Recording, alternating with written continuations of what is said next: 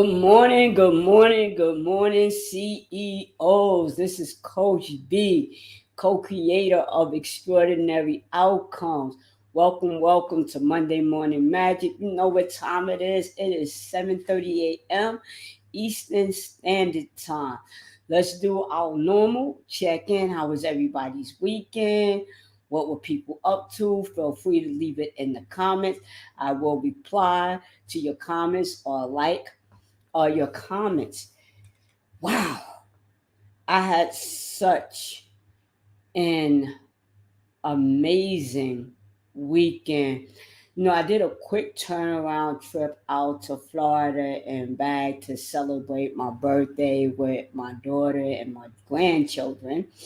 Uh, and a lot of times when I say my daughter and my grandchildren, you got kids? You got grandchildren? Like I'm a whole person out here, a whole person. I had such a marvelous time. Going back to the airport to leave, I just broke down and I cried. I was just so filled with emotions that it just took my breath away. But my weekend was marvelous. Had a great time. I don't even want to get that sentimental because every time I start thinking about it, I start crying. And then guess what? This whole episode would be nothing but Coach B out here crying because she's so filled with emotion. But today's topic, thoughts are things. Thoughts are things. If you want to watch this episode on YouTube, it is Coach B dash the CEO on YouTube. Remember to like, share, leave a comment. I appreciate the support. I appreciate the subscribers. Whew, I'm still like filled with emotion. It's kind of hard for me to just move into the topic. I just got overwhelmed again. But I'm gonna do this. I'm gonna do this. Thoughts are things. Thoughts are things. Whew, I want to talk about metacognition, right? Metacognition. Metacognition in psychology is understanding the awareness and understanding of one's own thought process. Like, how do you think about what you're thinking about when you're thinking about something? What are your thoughts focused on? Are your thoughts focused on creation? Is it focused on problem solving? Are you being a critical thinker? What are your thoughts? What are your thoughts? What do you think about? Do you worry incessantly? Do you think about the negatives? Do you think about the problems without the solutions? Do you ruminate? Think about the problem over and over and over again without giving any forethought to a solution. You know, I've been spending time thinking about what I think about. What do I give my attention to? What ideas or opinions do I have? What's occurring in my mind? Do I have thoughts? I see there's someone out there watching. Thank you for your support. There's a link, in Facebook as well as YouTube. You can hit it so that we could leave a comment as indicated above. So, what am I thinking about? What am I paying attention to? What kind of sudden thoughts come up in my mind? And the reason why I'm asking this is that our thoughts are things. So whatever I'm thinking about eventually will go into my subconscious mind. Like consciously, I'm thinking about Monday Morning Magic, what I want to say, how I want to present the topic. And after I do that, some of that information is going to my subconscious. And my subconscious, just like everybody else's subconscious, is a file cabinet. and it has a lot of storage. So, we have long term memory and we have short term memory. Sometimes we don't remember things exactly as they were or are, but nonetheless, we think. And we spend a lot of time thinking, believe it or not. We spend most of our day thinking and emoting. Some people say, well, the only time, I stop thinking is when I go to sleep. We have dreams. We never stop thinking, right? We have dreams. Sometimes our dreams seem so real, so lucid, so vivid because we're still thinking, the mind is still processing information. And if the mind is that if the mind is that powerful to process information all day long we're thinking about something or someone. And if our mind is that powerful to process information, to continue to process information, almost from anywhere from 15 to 20 hours, right? That is processing information, processing information. It would behoove me to start thinking about what I'm thinking about.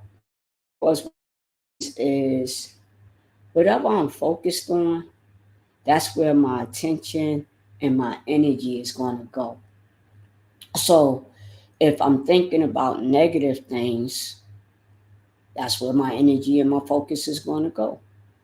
If I'm thinking about positive things, if I'm in a state of creation, then that's where my energy and my mind is going to go.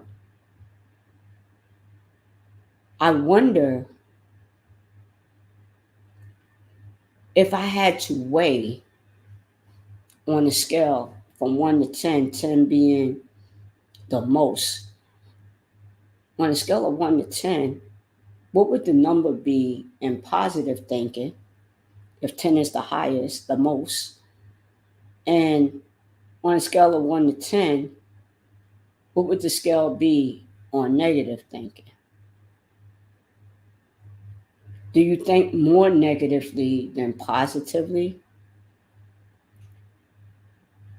Do you ruminate over past experiences that have disappointed you or let you down and think that it's going to happen again, so therefore you don't try anything new and different? How is thinking impacting your life? And do you take time out to think about what it is that you're thinking about? The mind is a very powerful tool, and we have this mind so that we can create our environment, what it is that we want to achieve. If we don't take time out to think about what we're thinking about, the mind will just do what it does, right? So I'm reading this book, and the mind, it's so funny because the mind doesn't even care whether what you're thinking about is real or unreal. It doesn't even care. It's not, it doesn't even have like this, how can I say this? It doesn't even care about who you are as a person, right? It doesn't care about who you are as a person because it has a function to think and process information. That's his job, to process information. So whatever information I give it, based on my thoughts and my emotions, it's going to process whatever I give it. So if I go, the world is cuckoo for Cocoa Puffs, that's what it's going to process. And that's what it's going to put in my subconscious mind. I was getting ready to lift my hand to demonstrate, right? So if I think the world is cuckoo for Cocoa Puffs, then that's how I see the world. That's what my mind says. If I think the world is a friendly place and people are open and receptive and that possibilities can occur, then that's what my mind thinks. That's what it processes that information. So it's so important. I'm smiling because I'm thinking about all of the time that I spent thinking on nonsense. Let me say that again. I'm laughing at me because I'm thinking about all the times that I thought about nonsense when I could have been thinking about something else and creating something else in my life, right? Thinking is so powerful. I just want to use or say some of the phrases that we use to express thoughts. So I'll be thinking about you. I never gave that any thought. You're in my thoughts. Let me think about that. Think outside the box. A penny for your thoughts. Put your thinking cap on. Train of thought. So we are using that language thinking all the time, but it's a thing. Thoughts are things. And they materialize in various ways. If I tell myself I'm going to have a bad day, my mind is looking for the next thing to happen. It's looking for the next shoe to drop. Sometimes I might think, this is not going to be this and this is not going to be that, only to find out later that what I was thinking about was incorrect. It was incorrect. So it would behoove me to take a few minutes out of my day to think about what I'm thinking about, to give some thought to that. Is that thought process serving me? Am I using, right, my thinking power to create new possibilities? That's really the coaching question for today. Are you using your thinking power to create new possibilities? So the mind is such that if you give it a problem, it will want to find a solution. But, or however, if you just think about the problem and you're not searching for the solution, then the mind will just repeat the problem like a scratch record. Like a scratch record. It just keep repeating, replaying back the same thing that you told it. I can't do this, I can't do that, I can't do this, I can't do that, I can't do this, I can't do that. But if you go, there's something I want to accomplish and I don't know how to do it, the mind is then start searching for answers because it wants to know how to figure this thing out. So if I tell myself, oh, I don't know how to do technology, but I want to learn how to do technology. Well, how do you do this and how do you do that? How do you do this and how do you do that? The mind will be like, have you tried this? Have you tried that? Did you do this? Did you do that? It'll have you in such a way that you'll start reaching out to people and saying, hey, how did you do this? How did you do that? Because it's not going to be quiet. It's not going to settle down until it figures it out. So the mind is our friend. It's a powerful, powerful tool. I remember when I was growing up, they used to have this expression, a mind is a terrible thing to waste. Whoever created that quote or saying understood how powerful, I mean powerful, that the mind is. So what we're feeding it, how we're operating it, makes the difference between having a quality of life and not having a quality of life. It is in our best interest to spend some time. I'm not talking about analysis paralysis where only thing you do is think, think, think, think, think, and don't do nothing. I'm not talking about that. I'm talking about just sitting down, maybe meditating, focusing on what is it that I'm thinking about? Are my thoughts positive? Are my thoughts in a creative state? Are my thoughts solution focused? Are my thoughts negative? Are they pessimistic? Are your thoughts realistic, optimistic? Right? Because sometimes people say, oh, you're optimistic, you're pessimistic, you're realistic.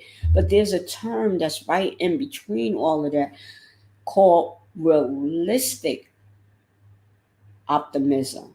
Realistic optimism, meaning what? I see things for what they are, but I still have hope that things will work out, or I will act in kind for those things to work out. Opposed to, oh, it's not going to work out and not do anything. Or wishful thinking, oh, it's all going to fall into place. Only thing I got to do is think about it and don't do nothing. Now, that's not what we're talking about. That's not what I'm talking about anyway. I'm talking about managing your thoughts in a way that it produces better outcomes in your life. Using your thoughts to sit down, focus, and concentrate so that you can allow your mind to search for answers and then implement what came up. That's what I'm talking about. So when I ask the question, are you using your thinking power to create new possibilities? That is what I mean when I say that. Oh, there's a comment out there. Let me just see what this says. Give me 1 minute. Let me see. So Jordan says, what you're doing over Christmas weekend? You know what? That's a good question, Jordan. What am I doing over Christmas weekend?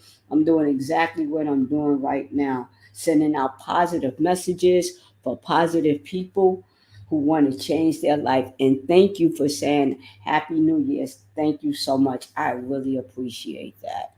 Thank you. So again, right, right. So again, how we use our thoughts is really, really, really, really important. How we use our thoughts is really important.